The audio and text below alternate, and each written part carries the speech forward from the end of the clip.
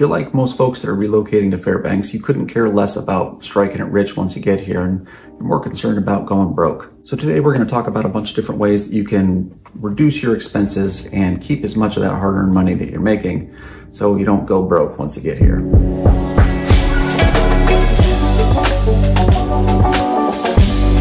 Hey there, it's Justin Heminger with Apex Realty Group, and you're tuned in to Discover Fairbanks. And we've guided thousands of folks through the process of buying and selling homes in Fairbanks and North Pole over well over 10 years. And our channel is a collection of everything that we've learned, all put together in one place to help make sure that you are as prepared as possible once you get here. So if at any point in this video you've got questions or comments or anything, drop them down in the comment section and we'll get back to you as like today. We check them every single day and we absolutely respond every single time. You can also give us a call, 907-885-0316. You can also find our website in the description below if you'd like to view all the latest properties for sale in Fairbanks and North Pole. So let's get started. So first up, we're going to talk about housing and utilities. The first thing that you can do to avoid going broke is make sure that you're not underestimating your heating costs. So there are a couple options here. The extreme cold in Fairbanks means that we've got some pretty substantial heating needs, and that can definitely lead to some high costs and put some strain on your budget if you're not prepared for it. Now, one thing that you could do is you can get set up with a local fuel provider that can put you on a budget plan, so that way all of your heating payments are spread over the entire year, as opposed to getting hit with filling up your tank and having to pay for an entire heating fuel tank all at once. So for your information, this past winter, I was not on a budget plan, so learn from my mistakes, and I ran out of fuel and I had to pay for 500 gallons to be delivered. And the cost of fuel at that point was about $4.75 a gallon. And do some quick math, $4.75 a gallon times 500 gallons is $2,375.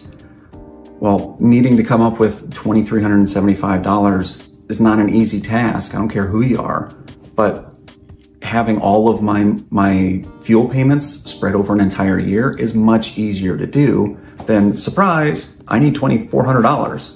So that's one way that you can help reduce some of your heating costs. Another way is you can haul your own fuel if you want. You can go down to the bulk fuel plant at Sourdough Fuels, and you can get a lot of fuel for much cheaper, typically about $1 to almost $1.25 cheaper than you can have it delivered. So pro tip. Next is your insulation needs, and you want to reduce some of your heating costs. You can definitely add some more insulation to your home. Now, it is pretty expensive and cost prohibitive to wrap your whole house in, a couple more inches of rigid blue board foam. It will cost a lot of money to do that. But one thing that you can do is add some blown-in cellulose to your attic space. That is a far cheaper alternative to wrapping your whole house. So consider that. Next on our list is not to just maintain, but you can also improve your boiler's efficiency. Now, I've talked with a few plumbers about this, and it seems like what ends up happening is these heating systems are in perfect working order, and they end up working just fine. They're not going to go out, and if they do, we've got plumbers that can respond, all day, every day to come out and take a look at them.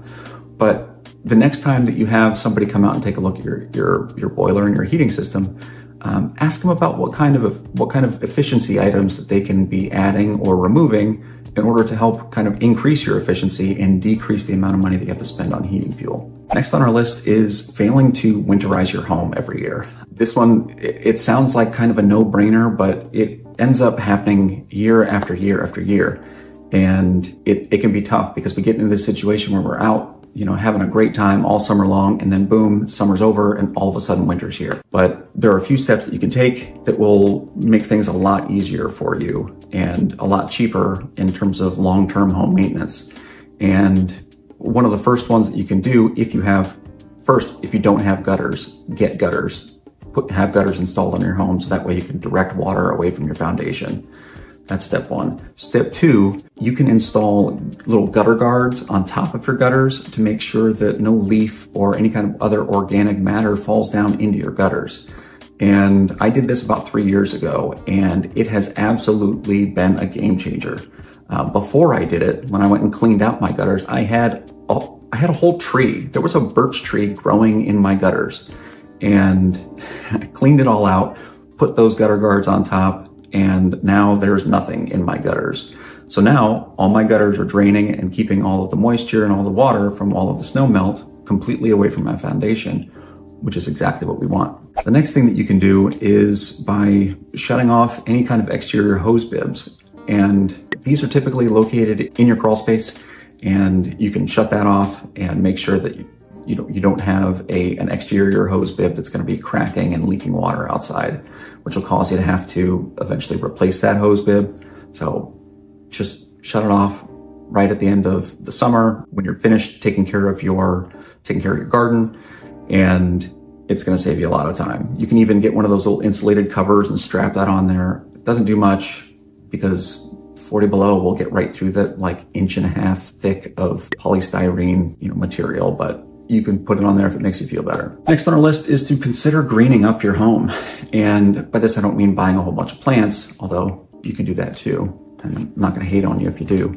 In the interior of Alaska, we're known for having a long, dark, cold winters, but the flip side of that is that we also get a whole bunch of sunshine too. And in light of that, Fairbanks and North Pole residents a lot of them have added solar panels to their homes. And for a lot of folks, this has reduced huge expenses. And being in a situation where you can essentially not have to pay for electricity for half the year, I mean, I would love to be in that situation. If you're interested in possibly getting a solar campaign started in your neighborhood in order to get everybody together collectively to reduce the expenses of solar in your neighborhood so everyone wins, check out this video that we just did with Solarize Fairbanks where we talked all about that. All right, next on our list, transportation and vehicle maintenance. This is another way you can avoid going broke in Fairbanks. So the first one is ignoring vehicle maintenance. Regular vehicle maintenance is a must if you want to keep your vehicle not only running, but running well all winter long. By just keeping your vehicle properly and regularly maintained, getting your oil changed, rotating your tires, checking your brakes, changing your brakes when they need to get changed, making sure that all your fluids are topped off, you can make sure that a lot of the catastrophic failures that we see in the winter are avoided. Regular maintenance can save you a lot of time and a lot of headache.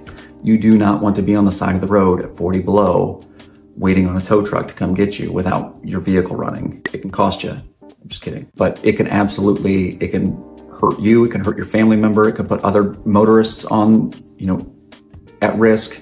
So by you maintaining your vehicle, you're saving yourself, you're saving your family, you're saving other people too. All right, next is investing in the right vehicle. Now, a lot of people think, oh, well, I'm gonna come up to Fairbanks, I'm gonna move up to Alaska. Well, I better get a four-wheel drive vehicle because without that, I'm gonna be off the road in a second. Is this true? Is this not true? Well, both my wife and I drive four-wheel drive vehicles, but I haven't always driven a four-wheel drive vehicle in Fairbanks. One of the best vehicles that I ever drove here was a Mazda 3 hatchback. It was a little 5-door vehicle, a little 4-cylinder front-wheel drive car, and it got amazing gas mileage. It would bottom out on flat roads, but it would get me pretty much anywhere I needed to go, unless I needed to go uphill.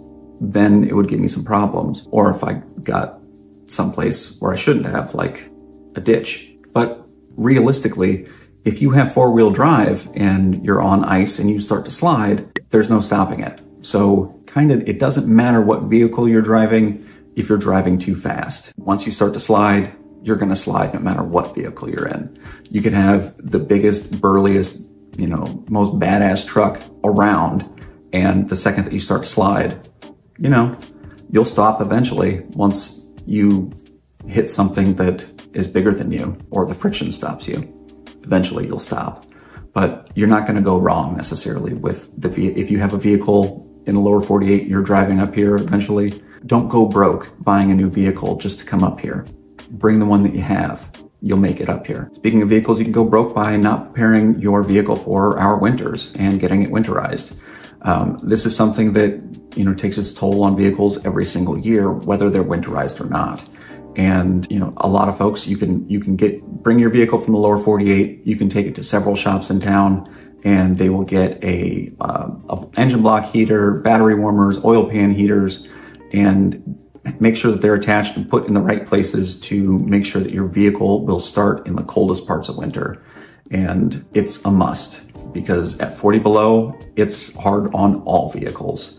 And if you're not taking the minimum step of plugging in your vehicle, well, I hope you don't need to go anywhere because you're not going anywhere for a while. This happened to me just this past winter, and I had to spend quite a bit of time and money trying to work on getting my vehicle restarted after it froze. So word of the wise. All right, next on our list is lifestyle and just overall personal expenses. So first here is what it costs to get here and what it costs to get out of here. So our high travel expenses are kind of no joke.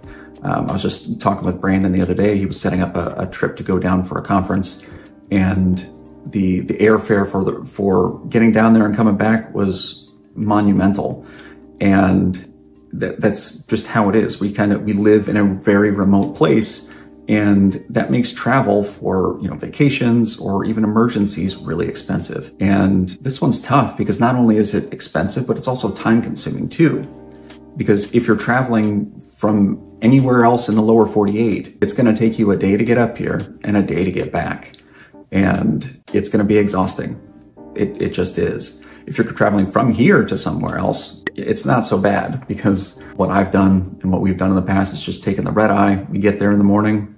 We're not necessarily bright-eyed and bushy-tailed, but we're there and we're ready to start the day. One thing to consider though, if you're used to spending about $500-600 on a flight to get anywhere in the lower 48, just consider that and add about $500 on each leg of your trip, and then you're about in the ballpark of what it might cost to travel. With Alaska Airlines, as a resident of Alaska, once you start your process of getting residency, consider getting into the Club 49 membership with Alaska Airlines, because not only do you get 2 free bags, but they'll also give you some Travel Now discounts to, on tickets when you're buying your tickets, and they'll give you tickets on shipping freight too, which is pretty huge. I'll drop a link down in the description below if you want to check that out.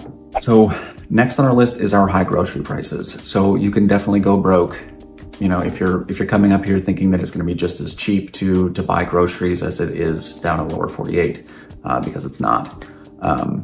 It's a little bit more expensive to get goods up here, and we definitely feel, those costs in the grocery store. And if you've got any kind of allergies or, food allergies, it's going to be even more so expensive. But by hunting and fishing and gardening and cooking at home, you can save a ton of money, especially if you're not eating out at restaurants. That's one thing, especially if you've got food allergies. Eating at home, oh my gosh, save so much money. But if you could also consider, canning some of the vegetables that you grow from your garden, you can make some of them last all winter long, so that way you're not running out of vegetables, throughout the winter too. So another pro tip. Okay, this is a big one. So you can definitely go broke by not investing in quality winter gear. And here's what I mean. So quality winter clothing is something that you should only buy once. When you buy it, buy the best. Don't buy the cheap stuff, because when you buy the cheap stuff, you get what you pay for. And you do not want to be outside in the cold, dark winter when the wind's blowing and it's super, super cold, wishing that you had spent a little bit extra when it was warm to keep yourself warm when it's cold. Spend the money once, so that way you don't have to replace your old gear with new and better gear. So if you're constantly buying new gear because your old gear sucks, then you're going to go broke just trying to keep yourself warm. So buy the good stuff one time and make sure that you're okay. If you want to make sure that you're going to get the good stuff the first time that you go to shop for it, stop in and check out Prospector Outfitters on South Cushman in Fairbanks. That's where I shop. They have gotten me everything that I've needed at amazing prices, and they are the absolute best spot in town. So check them out. All right, next on our list is expensive hobbies. You can definitely go broke having fun in the interior of Alaska, whether you are snow machining, hunting, fishing, camping, you name it. If you love to do it outside and you love to have a hobby, you can go broke quilting, I suppose. Not that you have to do that outside, but if there's a hobby that you want to get into in Fairbanks, especially during the long, cold, dark winters, or in the hot, bright, sunny summers, you can do it. So toys are expensive to get up here. Snow machines, four-wheelers, side-by-sides, mountain bikes, dirt bikes, you name it, guns. It's expensive to get it here. So a quick way around this is by checking out all of the different Facebook Marketplace groups that are all over Fairbanks and North Pole. And you can find all kinds of things, regardless of what you're looking for. You can find things that will meet pretty much any outdoor hobby that you've got, without exception. So check that out. I'll drop some links down in the description below for that too. Also, be sure to subscribe to our channel for more Fairbanks related real estate content. Thinking about moving to Fairbanks? Well, click on the link below for my free relocation guide where I talk about top schools, top neighborhoods, and so much more. All right, so the next way that you can go broke is by ignoring your overall health and emergency preparedness. So being unprepared for emergencies up here, such as like not having a generator, and we probably should have talked about that with the house, but by not having a generator or any kind of extra supplies, it can lead to some unexpected expenses. This is especially true when we're experiencing, some of the extreme weather that we do. Having a power outage at 50 below can lead to a pretty serious situation, especially when you can't heat your home. Your home's gonna retain a little bit of heat for a little while, but only for so long. And a freeze up can cost tens of thousands of dollars. And that's why I recommend having a generator in place to prevent such huge catastrophic dangers. Another thing that you also need to know about when it comes to, retaining and reducing some of your expenses is about your healthcare costs here in Fairbanks. So we've got Fairbanks Memorial Hospital and a lot of really great, medical staff there. But one thing that we lack are the, highly specialized physicians that you may experience in a lot of the major, metropolitan areas in the lower 48. If you're in some sort of situation or you're in a condition where you're going to need some highly specialized care, more than likely you're going to need to be heading down to Anchorage or Seattle in order to be able to get the care that you're looking for. And that can come with some extra costs too. The last way that you can go broke in Fairbanks is by neglecting your mental health and your overall wellness. And the way that I look at this is that if you were walking around with a broken arm, right, and your arm's in a cast, chances are really good people would ask you, hey, what happened to your arm? What'd you do? And you'd have a conversation about it. You're like, yeah, man, I was up climbing up the tree for no reason, and I fell, broke my arm. But that's not how it works with mental illness. So we, all of us, just kind of walk around carrying that all day long and never have a conversation about it. And by ignoring that and thinking that there's such a stigma around, talking about the mental health and the mental illness and, the hardships that we're experiencing and thinking that we're the only ones carrying that around, it can affect absolutely everything that you do. It can take an absolute beautiful day and change it for you. So everyone's having fun, you're not.